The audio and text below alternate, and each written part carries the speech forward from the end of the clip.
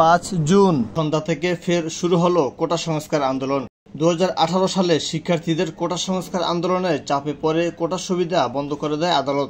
2018 সালের 8 এপ্রিল থেকে 2024 সালের 4 জুন পর্যন্ত কোটার সকল সুযোগ সুবিধা বন্ধ থাকার পরে সর্বশেষ গত 5 জুন কোটার পক্ষে পুনরায় রায় দেন হাইকোর্ট। এরপর থেকেই কোটা বাতিলের দাবিতে আন্দোলন শুরু করেছে শিক্ষার্থীরা।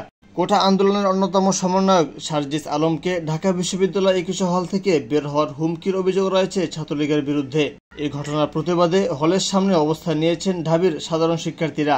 অন্যদিকে 56% কোটা নিয়ে ঢাবির Japanese studies and language culture ডিপার্টমেন্টের শিক্ষক নুরুল ইসলাম বলেন, প্রকৃতপক্ষে কোটা থাকা উচিত শুধুমাত্র প্রতিবন্ধীদের জন্য।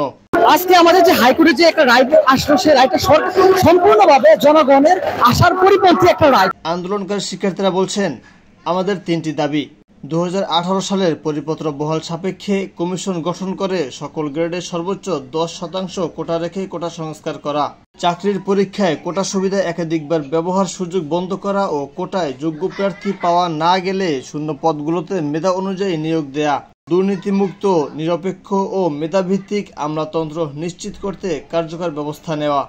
আমাদের মূল দাবিগুলো হচ্ছে পুষ্টিকোটা কমিয়ে আনতে হবে, কারণ পুষ্টিকোটার মাধ্যমে হচ্ছে তেলের মাথায় তেল দেওয়া হচ্ছে। অর্থাৎ অলরেডি যে ব্যক্তি চাকরির মধ্যে আছে তার সন্তানকে আবার চাকরি দেওয়া হচ্ছে, তার জন্য একটা বিশেষ সুবিধা রাখা হচ্ছে।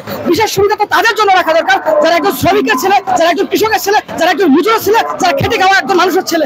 কেন তেলের মাথায় তেল দেওয়া হবে এই কুঠার মাধ্যমে? মুক্তিযোদ্ধাদেরকে আমরা সম্মান করি, তারা দেশের সর্বশ্রেষ্ঠ সন্তান, এটাতে কোনো সন্দেহ নেই। আমরা কোনো মেধাবী শিক্ষার্থীরা সেটা অস্বীকার করবো না, আমরা তাদেরকে সর্বোচ্চ সম্মান জানাই, তাদেরকে সুবিধা দেওয়া হোক। কিন্তু এত বছর পর এসে কেন তাদের নাতিদেরকে এই কোটা দেওয়া হবে? 30% কোটা কেন এই মেধাবীদেরকে দিয়ে মেধাবীদেরকে কেন বঞ্চিত করা হবে?